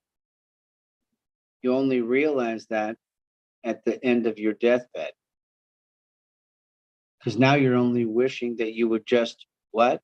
Wake up in the morning. But see, life would get caught up in the most heaviest of situations to make it then the most important thing. Within the next day, you're dead. So how important was that? Everything is in a way of life, being and meaning. It will happen regardless of what situations we may or may not do. But it truly will end up is how you deal with that situation. And life has a very interesting way of finding or defining who we are or what our life will be by the choices that you make in critical decision making times. That's the difference between a possibility being alive or dead, or at the same time being successful or not successful. It's simply up to you. But you don't really realize that because you constantly are looking out in front of what Jimmy, Billy, or Bob is doing or did, and somehow you try to mimic that in its own kind of unique way, but yet it's almost dysfunctional for you or any one of us, because at the end of the day, it's your spaceship ride. It's not theirs. And that's what I mean by it's all defining on you. It's really important to really look at what your goals are, your expectations of what those goals are, and then write them down. Write them down, put them on paper, visualize them, and then act them out. And by doing that, you have built kind of a repetitive and a motion, and one might say as in a body motion, but this is going to be a mind motion, and it allows you to develop a more stronger but yet defined pattern on how you can think. So I can go on forever about that, but that's just kind of my way of how I've been trying to change in this last year and a half. I greatly respect it, and I see a lot of stuff that you're saying to be true. I was just talking a few weeks ago a lot about what you're saying there, because I'm a firm believer that if you believe in yourself and you can visualize it, I think that's where a lot of people go wrong, as well as people get older and they tend to fall into the loop. They lose their dream, they lose their imagination, they lose their ability to actually see the dream. And I think that's very critical. But the part that I admitted to being wrong on that was the part of not writing it down, kind of defining my dream in the journal. I was saying that all my mentors across the books, I suggested journaling, writing down your dreams, and that was one of the where I've always lacked, and that's where I needed to pick up and start doing it, start keeping a journal and making things a little bit more concrete, because I believe everything has a vibration, a rhythm, and at some point you have to start the ripple. And I think that ripple actually starts with either verbally saying it or writing it down. Another thing I found true that what you were saying is in a roundabout way, it all comes back to what you were saying all along, is accountability. You know, as you talked about these people that you admire for one reason or another, you admire them because it usually is something that you dream of, or some small way you lack, you wish you could be. Well, coming back to accountability, you could be, you know what I mean, if you wanted to put the effort in, the work, the whatever, you know what I mean, put your dreams forward, start writing it down, start visualizing it. And I find the same thing is true when you find yourself lurking on the dark side and hating, you know what I mean, all that is basically I find, in my opinion, it boils back down to you're angry at yourself because you know what I mean. You've most cases I find people hate on other people because you know they're highlighting something about them that they don't like that they haven't fixed about themselves or they know they're more capable of doing and they're not, you know what I mean. That's then it's they're projecting themselves in a wrong manner, you know what I mean. They're hating that person instead of kind of looking at themselves and going, hey, why aren't you there, why aren't you doing these things, you know, putting their accountability back on yourselves. Not that it was lucky of them or anything else, you know, put that accountability back into your book. Why aren't you doing these things? Why aren't you taking those lessons? Why aren't you writing that shit down? Why aren't you visualizing it? I'm sure they did all those things to get, you know, to where they are. You shouldn't hate on them for that reason. You should be looking back on yourself on why you aren't in that place. I just it's and again it goes back to just you, there's no reason to hate on them. You are exactly what you said, really probably because of an internal issue about jealousy, anger, hostility about these people being successful. Really, they have no bearing on what you're going to do or how you're going to do it. It's more of anything that they've got a good product, you could have a good product, great. As you said, you know, be happy for them. Find a way to, or that old saying, I'm sure you probably heard of your parents, was like, if you don't got anything good to say, don't say anything at all. And that might be the best thing that I'm learning is that I've been catching myself this last few weeks now after my little breakdown, to say, you know what? Here, oh wait, here's my opinion. Oh wait, no, oh, don't even say it at all because it's just fuel to the fire, and the fire is right now. You're just good, so be good. It's just practicing and just learning to. If that statement, if that statement goes out, and by you saying to yourself, "Oh boy, are people going to like that or not?" Then you already know they're not going to like it. So don't send it. You almost have the answer. You can feel it, and then when you're writing a story, of course, from emotion or instead of facts, and you're not putting a truth behind it. It's garbage, and I don't want to be part of it. So I'm just trying to look the other way, right?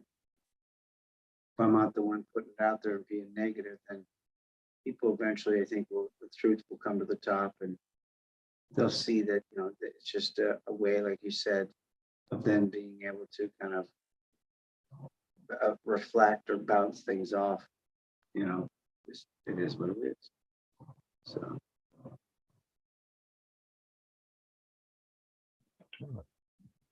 Right on.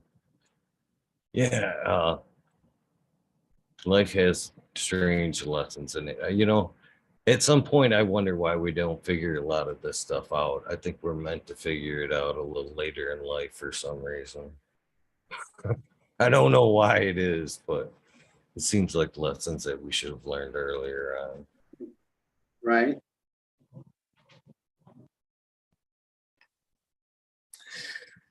Um, so I heard you say that you're a grandfather of 7.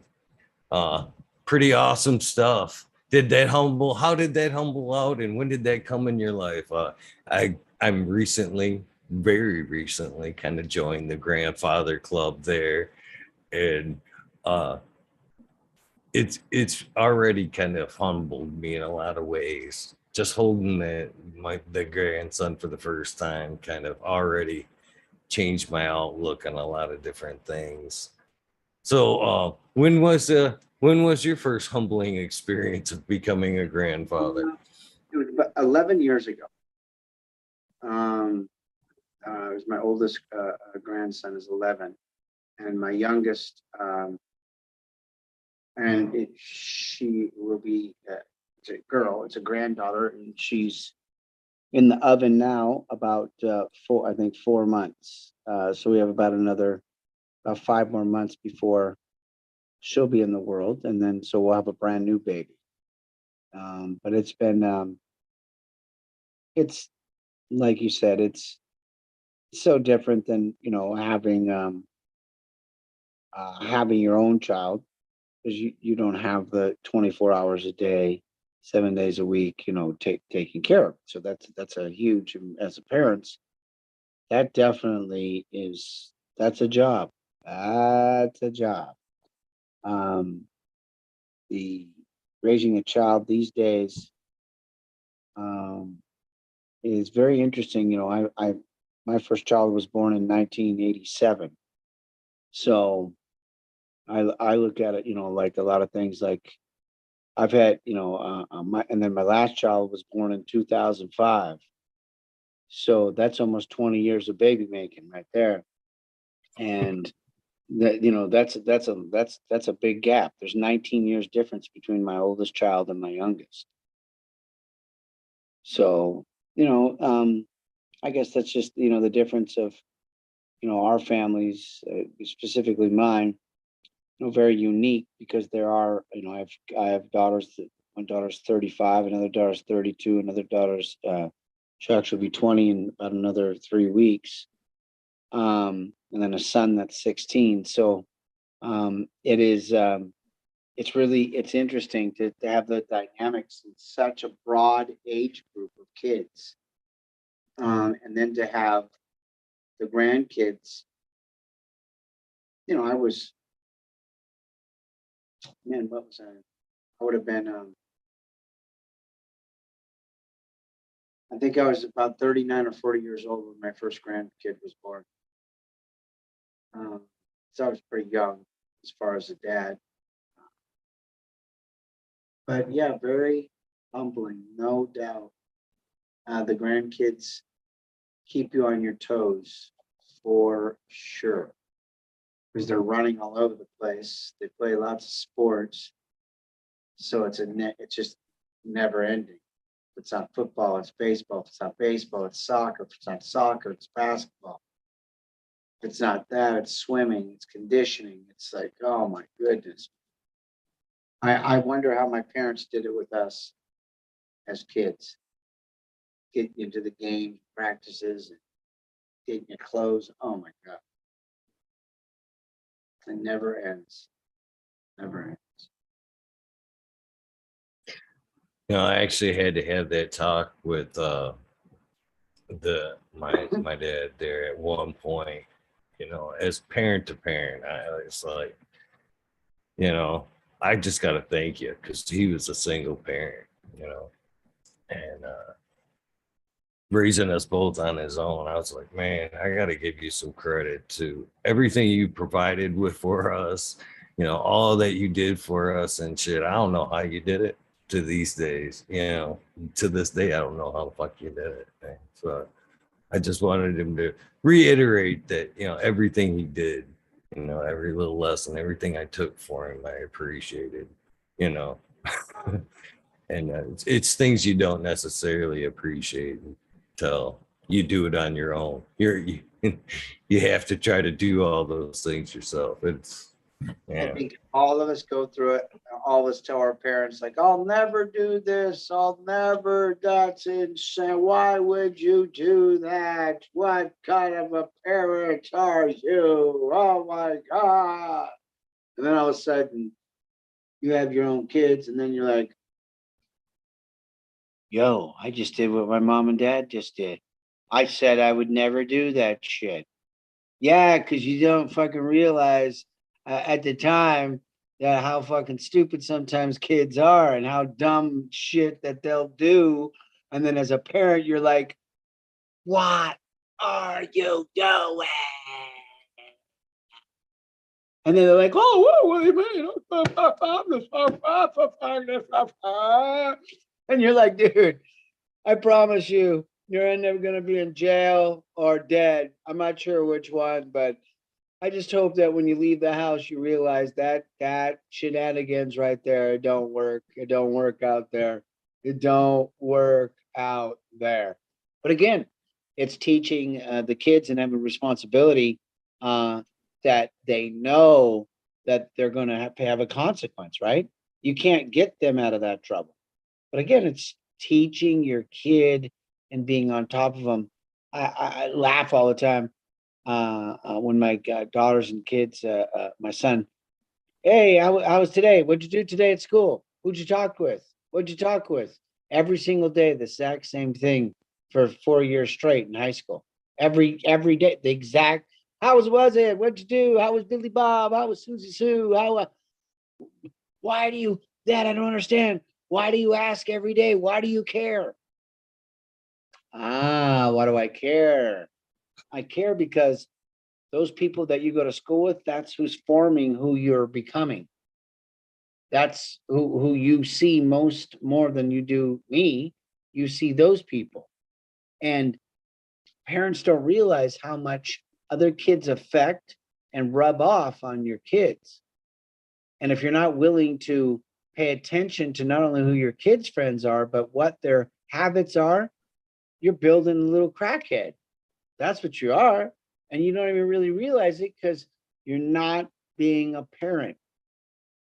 And that's a lot, I think, what happens with a lot of the kids today in our society. They don't have parents. They don't have people that are on top of them that are like, no, you can't talk that way. You can't do that. You can't do that. You can't do that. But you can do this. Here you go, right here. This is what you can do right here. Well, I want to do that. Well, you go, I don't know if you ever heard this. I used to hear it a lot. Well, yeah, you can do that. When you turn 18, let me know. You can here, I'll have your bags packed for you. And just like you guys ever seen Fred Flintstone, you'll be like Dino. Dino will be right outside. It's all good. We got you covered. And I'd be looking at my parents like, what? Like, oh, don't worry. Keep it up. We got you dialed. And it's again, what were they teaching me? They're teaching me about being accountable for my actions. And if I wanted to act like, as a nice way to put it, if I wanted to act like a donkey, well, then donkeys get to go stay outside like Dino. This is facts. But people want to, sugarcoat it. They want to make it pretty and pink. Well, then that's when you don't have accountability. And then that's eventually you have a broken water main because you never patched it. You never fixed it. You kept on allowing it to just slip by the cracks. And eventually it cracked.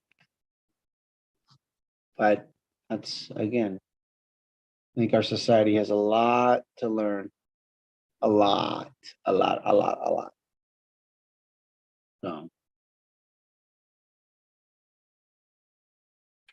I think conversations like this helps, to be honest with you. So I appreciate you fucking coming to talk with me this evening and on kind of just, some notes. At some point we've seen a lot of ugliness come in the cannabis community within like the last it fizzled, thank goodness it started to fizzle out as fast as it came, but things kind of did get a little kind of I don't know where, I don't even know how to say it. It just, there was a bad vibe in the community at some point. I think egos, heads got a little big, and you know, I think we all just kind of, at most part, need that. We're all just cool motherfuckers, just growing a plant that we love, and all of this shit that a lot of this tech, as you pointed out, a lot of the stuff that's being put forth has already been learned. It's already been done. We just need to, go with what we love, enjoy with what, be happy with what we're doing, and that just be the end all.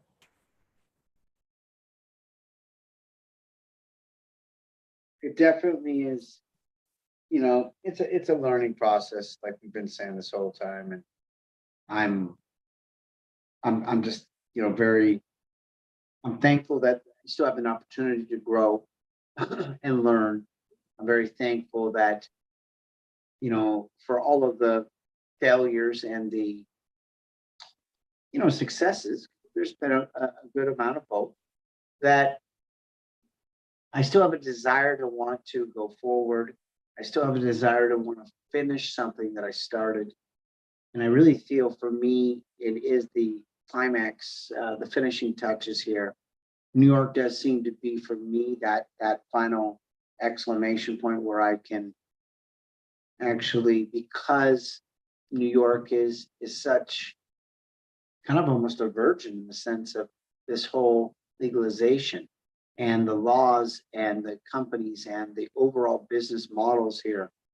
We have a lot of people that are, frankly, they've been in the dark for many, many years, being that on one side of our country it was legal, on the west side of our country, and the east side of our country is now just coming into this legalization, at least by state level. And seeing the need for trained, skilled workers here in New York is there's a lot of work. There's a lot of opportunity here. So for me, it's really a no-brainer to come here, set up shop. Not anything, trying to be extravagant, not trying to be the biggest, really trying to have the best, fully verticated in a business that is transferable and ready to be sold within 3 to 5 years, and an exit strategy, as I've indicated earlier this evening, on a licensing, and then right into the sunset, go somewhere warm and enjoy life. That's really my goal, is to slow down Nothing wrong with that. more. So Nothing wrong with that, my friend. Not a damn thing wrong with that.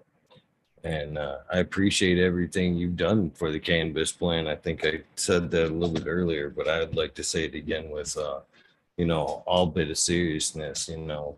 We got to appreciate the people like yourself that help us get to where we are today. A lot of risk has been taken by folks like yourself to keep genetics secure, to keep lines safe. And, again, thank you for everything you've done as far as, genetics, everything that you will do for the cannabis community in the future. It's very respectful, and I look forward to follow along, having you on one more, a few more times, and seeing where your cannabis journey goes from here on out.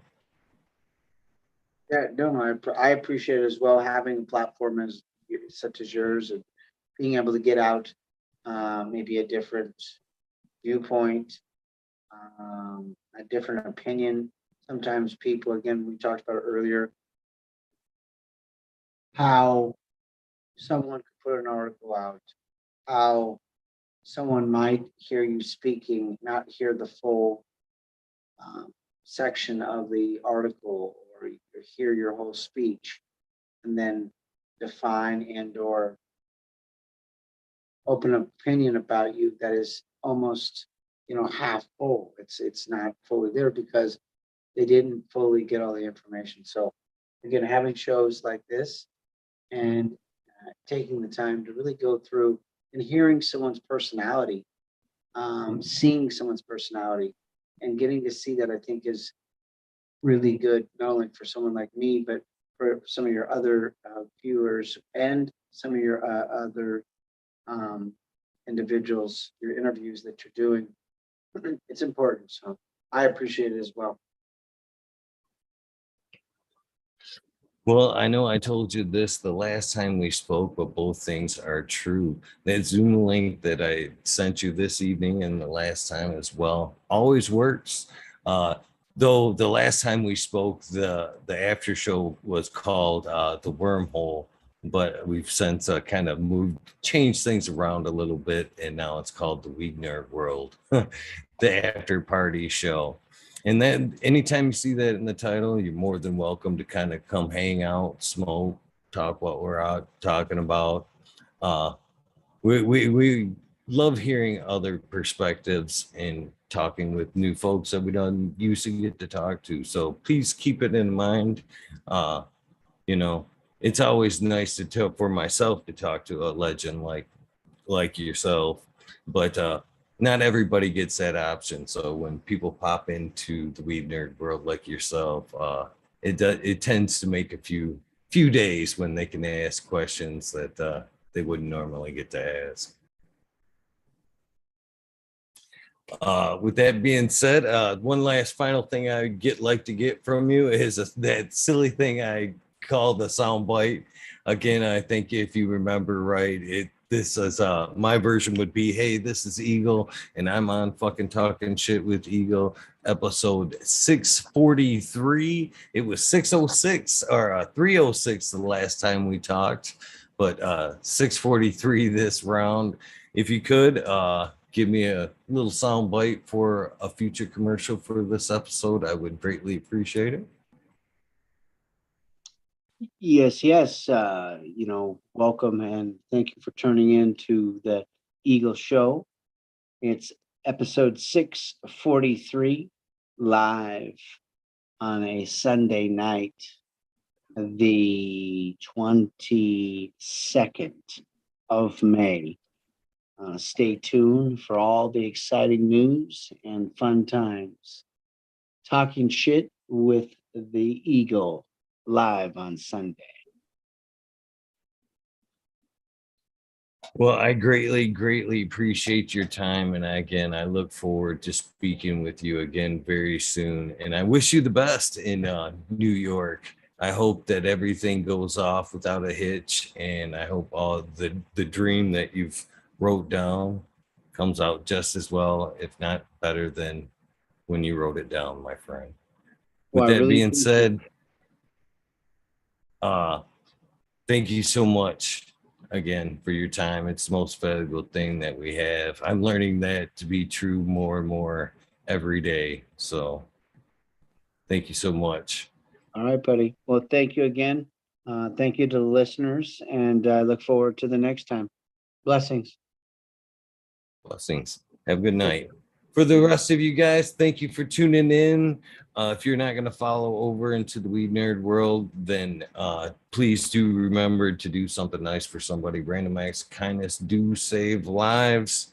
With that being said,